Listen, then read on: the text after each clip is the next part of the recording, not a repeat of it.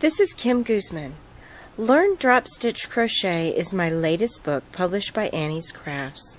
You can find it on their website below in both hard copy and PDF download. I've had many questions about this technique because it has similar mechanics to broomstick lace. Yes, you use a knitting needle to create the loops as in broomstick, but it's not actually broomstick. You can do far more with this technique than you can with broomstick lace.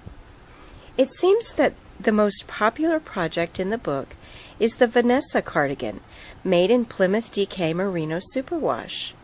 You can see that there is a lovely stitch pattern created with the drop stitch, and you'll be happy to know that this cardigan has the barest minimum of seaming, only a few short inches at the bottom of the kimono style sleeves.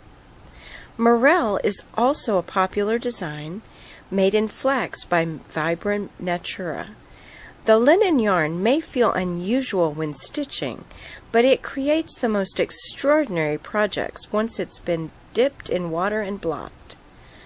With the drop stitch technique, you can create shells, as shown in this tank top made in Plymouth Clio, a mercerized cotton. This shows the completely unique nature of the technique and where the broomstick lace technique ends and this one begins. You aren't able to stitch into the same spot when working in broomstick. The Sultana's cap and scarf is an excellent example of drop stitch crochet worked in the round. Yes, you can work this technique in the round with beautiful results. And if you're wondering about the names I've chosen for these projects, believe it or not, they are all varieties of grapes. I was researching grape varieties for my garden at the same time as I was planning the book. They had such beautiful names that I decided to use them in the book. Of course, I ended up getting the blueberry grape vine, which I didn't use that name in the book at all, and this was my first year getting grapes. So let's get started learning drop stitch crochet. Here I've done a row of single crochet and I'm ready to begin my drop stitch loops. Now you'll need a knitting needle and each pattern will indicate what size needle to use. All you do is chain, and you don't turn. You're going to begin working in the opposite direction now. Chain one, bring up a loop and place it on the needle. Now you see right away that is the difference right there with broomstick lace. You don't do that chain one with broomstick lace. And I'm going to be working in the back loops only. I just find it easier when learning to work in the back loops. The patterns will indicate whether you work in both loops, front loop, back loop. It won't matter, just work under the one indicated. And here I'm going to do back loops. And remember, back loops are the one furthest away from you.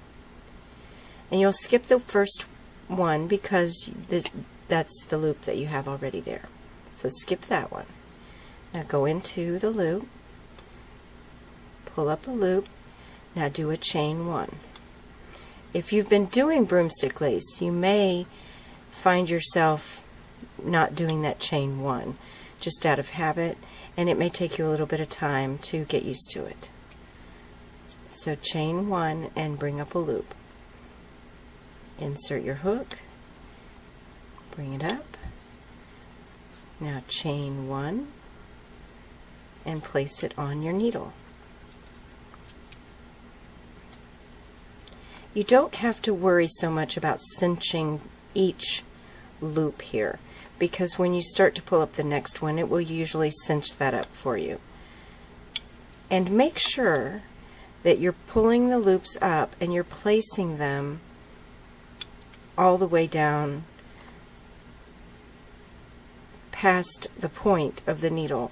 If you place them up here, it'll start getting really tight. So make sure that you have the full width of the needle there. Insert your hook, chain one, pull up a loop, and place it on your needle. And with practice, this does get quicker. I think the biggest problem will be trying to find a good position to place your needle, because you're holding it in your opposite hand here than you're used to. So that does take some practice, and you will definitely want to practice this technique with a small swatch like I'm doing here before you go on to the bigger projects. The linden scarf from the book is a perfect project to practice. And I made it specifically that way so that you could practice on the linden scarf before moving on to the other projects. Now you're going to do that all the way across. Now this technique, I actually saw this technique in a book published in the 1970s where you chain and then extend a loop, but it was actually for fringe, and it was suggested that you make fringe in this fashion. Of course, I thought that that would be very funny, because once you cut the fringe on the top, that's not going to stay. There's no way that's going to stay with that little bitty chain there. It's just a little knot. This is just not going to happen.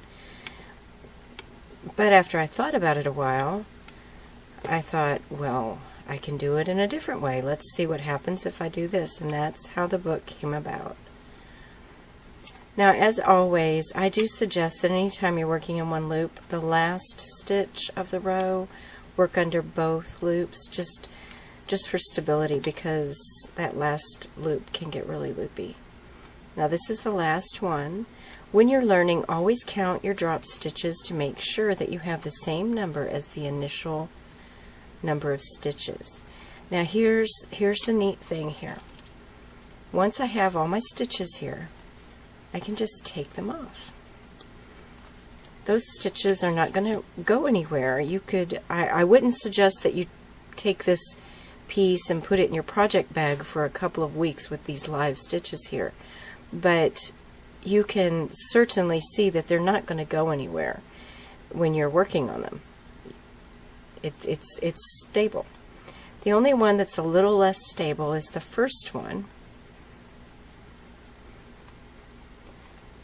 and you'll have to watch that one, especially when you go to make your first stitch. Now I'm just going to do a row of single crochet into these drop stitches. So I'm going to pull a loop up. Now let me show you that again. What I've done here is I have not tried to pull the loop through down here.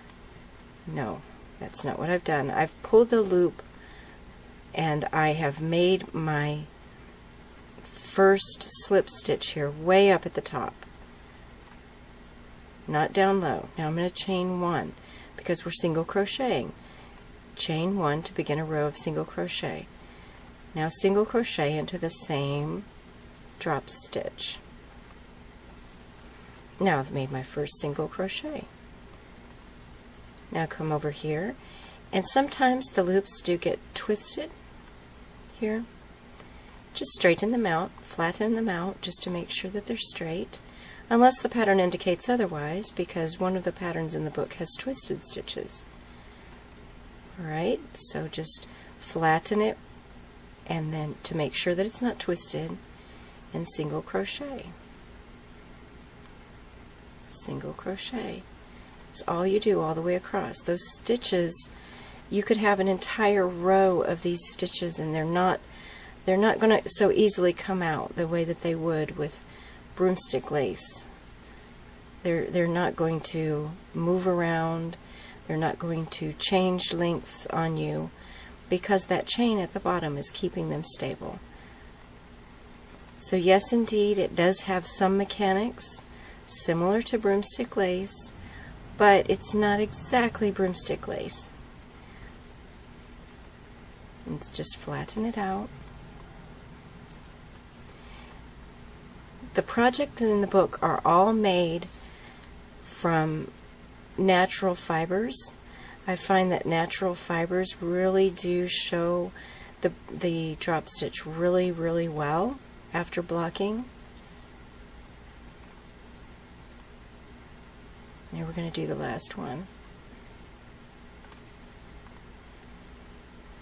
And now all I will do is simply make a chain and put it on my needle just like before, and just continue across. You could actually take this right here and just continue up, and you would have a scarf.